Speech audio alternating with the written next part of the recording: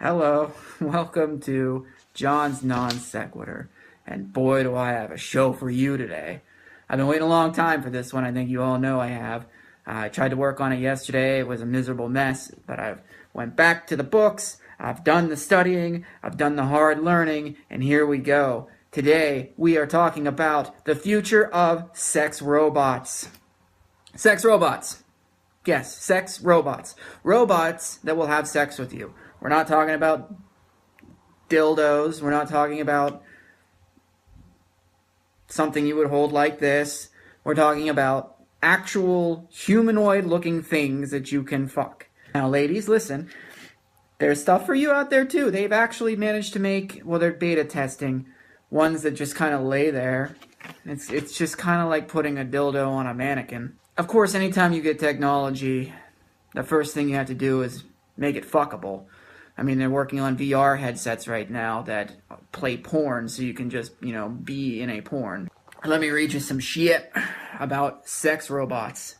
From ExtremeTech.com, the studies say that by 2025, these things will be common. Not only will they be common, they will have the ability to use algorithms, and based on past experiences with you, we'll be able to kind of guess what it is you're into, or what kind of positions you like, or stuff like that. They'll even be able to read your mind, like, not your mind, they're not, psychic sex robots, but they'll be able to, read your body language and your eyes, and study that and know what it is that you want. These things aren't going to be just things that you fuck. They're not going to be like a fleshlight or something like that. These things are going to be like actual things that react like people. Yeah. So I think one of the immediate impacts is prostitution is going to go.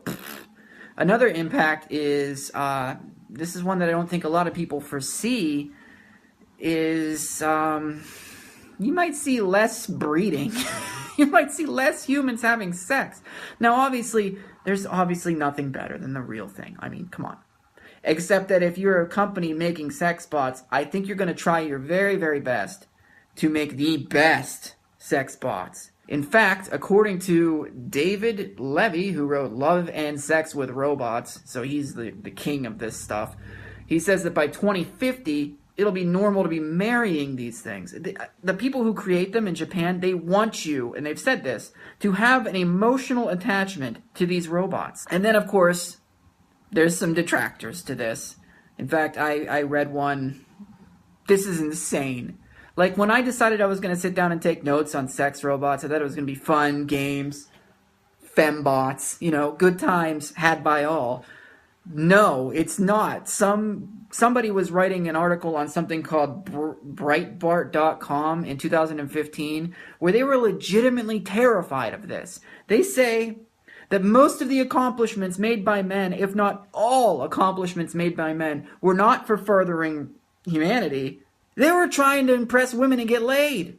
Like, they say landing on the moon or making the internet.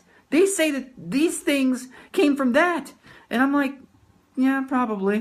The fear that this person has is that with the increasing amount of men not being able to put up with women or their temperaments or things like that, this person is saying that already men are abandoning women to go to a world of just porn and prostitutes and stuff like that. They do not want to put up with the emotionalness of a woman or the independence of a woman. And the article proceeds to go completely, crazy feminist, which, look, I'm not only for the equality of women. I actually think that they should try to be a little bit more than just equal to. I think everybody, both sides, should try to be better than just equal. But, come on. Really? You think that, fucking a machine is gonna give you, the fulfillment that you need? Really? Are you really that afraid? Or are you just out of things to write about? If anything, it's gonna, help some lonely guy who can't get laid because he's fucking ugly as shit. I mean, that's really what it's gonna come down to. And these things aren't gonna be cheap. It's not like you're gonna be like, oh, let me put a down payment on a hooker bot or something like that. These things are gonna be expensive. Unless by 2050 we're marrying them, in which case, maybe not. these things are going to be, at some point, if they keep working on them, really, really close to, like, human-like.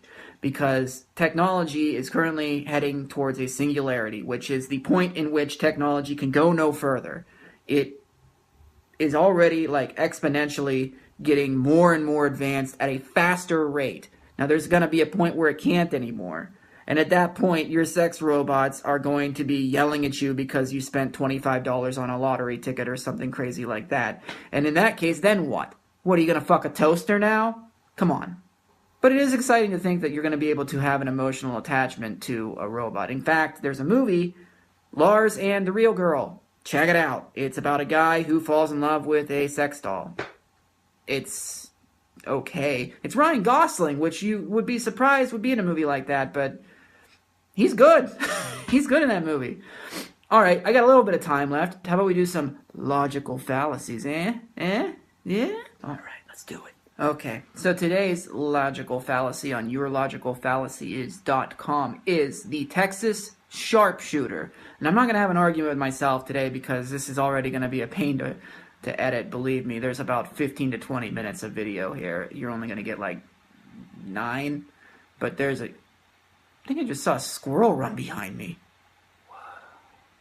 Nature.